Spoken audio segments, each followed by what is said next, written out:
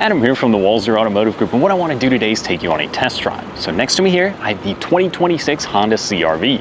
So we'll look at the interior, the exterior, some of the trim level specifics, then go for a spin around, see what it's like out on the road. All right, so now we're behind the wheel of the 2026 Honda CR-V, and it can get a little confusing when looking at the trim levels, but this particular one is going to be the EX-L. So you've got 3 different trim levels for the non-hybrid, and then 3 different trim levels when you're looking at the hybrid CR-V. So in this particular case, we've got our LX, EX, and then the EX-L. So this will be the range-topping model for the non-hybrids. Okay, so stay with me here. There's a lot of great equipment in all of these CR-Vs. This one just goes a little bit above and beyond with some of the creature comfort stuff, so we'll touch on that in a little bit. Now let's start with what changed for 2026. Mostly it's going to be kind of the technology stuff. So the EX-L gets a 10.2-inch digital gauge cluster. Really cool, super easy to use. And then all other CR-V models go with a 2-inch larger 9-inch infotainment screen here. So it's going to have wireless Apple CarPlay and Android Auto. We've got wireless charging down here now. So there's lots of pretty cool tech that they've now brought into the 26 CR-V. Now, one other thing for 26 with the all-wheel drive models, there's an enhanced traction control management system. So that's going to give you a little bit more bite at low speeds, they say. So that's kind of a cool addition if you did plan on doing any off-roading. And then also there's a new 18-inch wheel designs. So we'll touch on all that more in just a little bit. But for now, let's put it in drive, go for a spin around.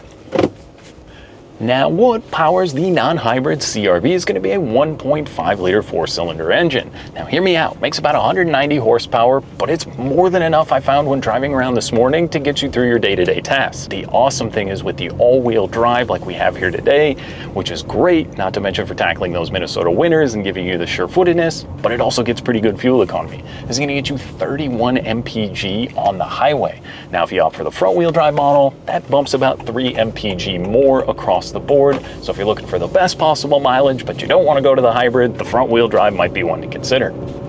Now, as far as the exterior on the CR-V, like I said, those 18-inch wheels did change across the lineup for 2026. This kind of has a gray sort of titanium finish to it, and with the white pearl exterior that's optional on this particular EX-L, does look really good. I think they kill it with the wheel designs at Honda. They always have some of the best looking wheels. They just work, whether you're looking at some of the Trail Sport models or any of the other ones. They always do a good wheel design, and I think the updates for 26 look pretty awesome. Few other things on the exterior of this vehicle. This one will get a power liftgate. So you've got on the key fob, or there's a button on the back, you can click that. It's going to pop open that rear hatch for you nicely, and you've got some pretty good cargo space back here.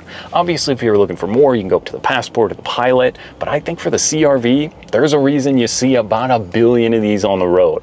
They work, they're usable. I mean, day-to-day comfort, technology, and space really is where the CR-V is going to shine.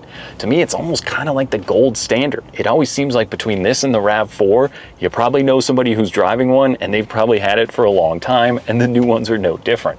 But again, back to that rear cargo area, it's a 60-40 split rear seat, so you can pretty much fold down one side or the other, and actually the floor kind of moves up and down, so you can add about 1 inch or 2 of space. So you can pull that little cover. There is also a spare tire back here, so I know we get that question a lot. People don't seem to love the tire mobility kit, but Honda still does give you a spare tire if you happen to get a flat. Now, the rear seats is pretty good. There's a lot of space back there, and it almost reclines like one of those movie theater recliners. You can kind of pull the handle, like I said, and fold them flat, or go the other way. If you've got teenage kids, they're gonna love how low they can kind of sling back there, but it is really comfortable. Not to mention it's got USB-C charging in the back and a couple of vents. Whether that's for the kids, maybe for the dogs, that is a pretty nice little feature to have back there. Now, what about the driver's seat? So where I'm sitting, these seats are really comfortable. It's something Honda has always done, is make these comfortable seats.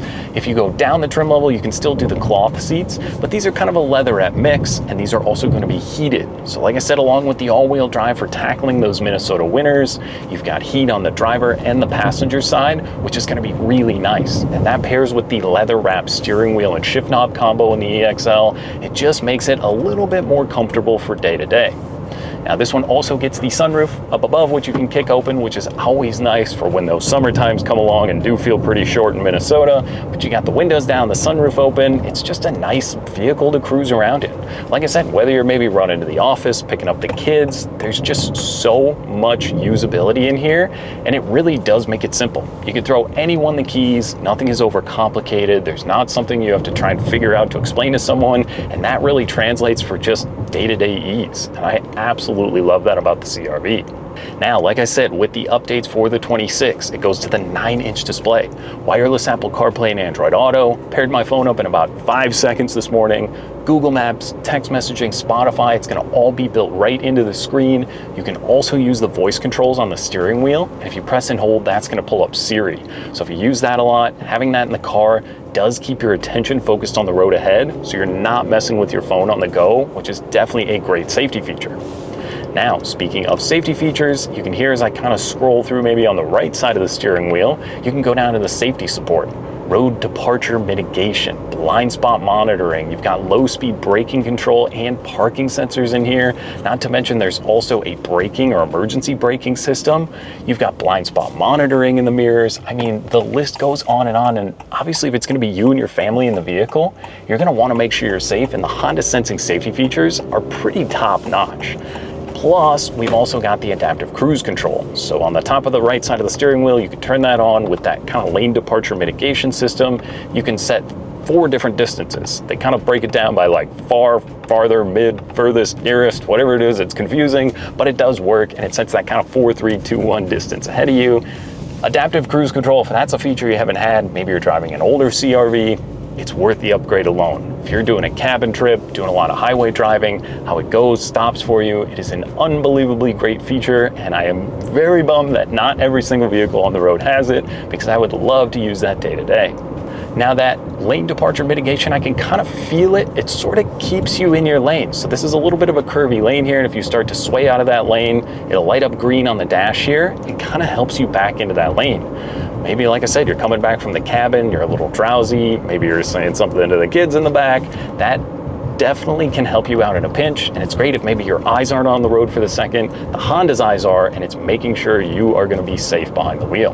In the EX-L, we've got that 10.2-inch digital gauge cluster. So the left side's pretty much kind of like your audio controls or some of your phone stuff. So that would show me the music I'd be listening to on the left. And then on the right, that's where you can go through and, like I said, look at all those safety features or some of the other stuff, kind of just your pertinent information. Trip computer, the all-wheel drive stuff, there's a ton you can go through in there, but it's not confusing. Some of the screens and the digital clusters get a little too much. This one's easy, it's extremely responsive and quick, which I absolutely love. Now in the EX-L, you've got this honeycomb design that runs through with the vents that are kind of ghosted in here, but this one does get the dual zone climate control. So you can each pick a temperature there. You've got the auto climate control, which is really nice. And then those heated seat buttons just on the side of those for the driver and the passenger. And then below that, 2 USB ports and that standard wireless charging pad.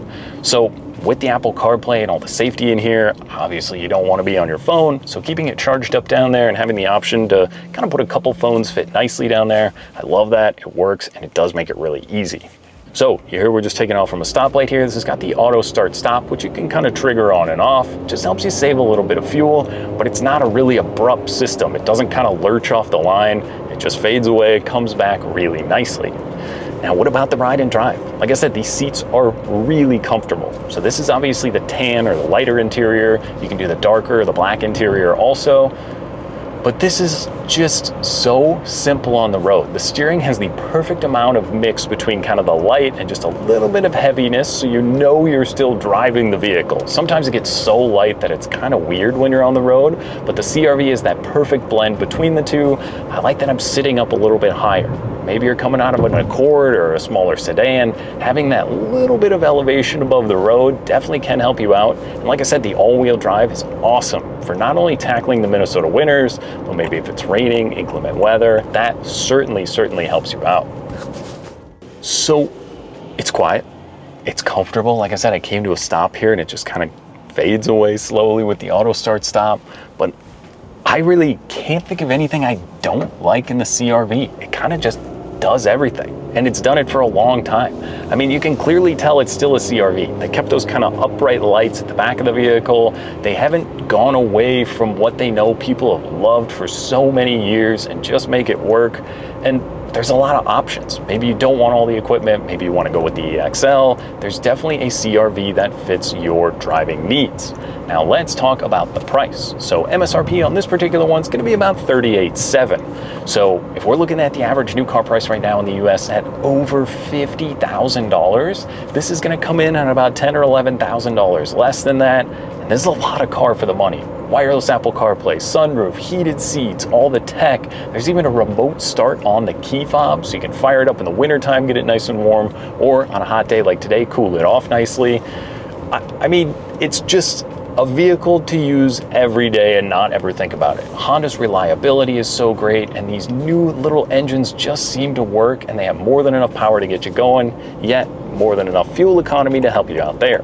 Plus, when you shop with Walser, we have an 8-year, 100,000-mile powertrain warranty. That's a long time to be very worry-free on the road. You can eat up a ton of miles for the next 8 years, and all you're really doing is just schedule maintenance and keep it along with this vehicle. So there's a lot to like here. Whether you're shopping maybe Nissan, Toyota, if you're looking at some of the domestic vehicles, there's a lot of pretty good competition out right now. But I think the CR-V is really kind of the Swiss Army knife of it all. Kind of does everything. It's got lots of room. It's got lots of comfort. I think it's definitely one to add to the list to come out and take for a spin and see what you think. Now that was just a quick look and drive at the 2026 Honda CR-V. Now if you have any other questions or you'd like to schedule a test drive, you can visit us online at walser.com or stop by anytime. We'd be more than happy to help. Thanks again for watching.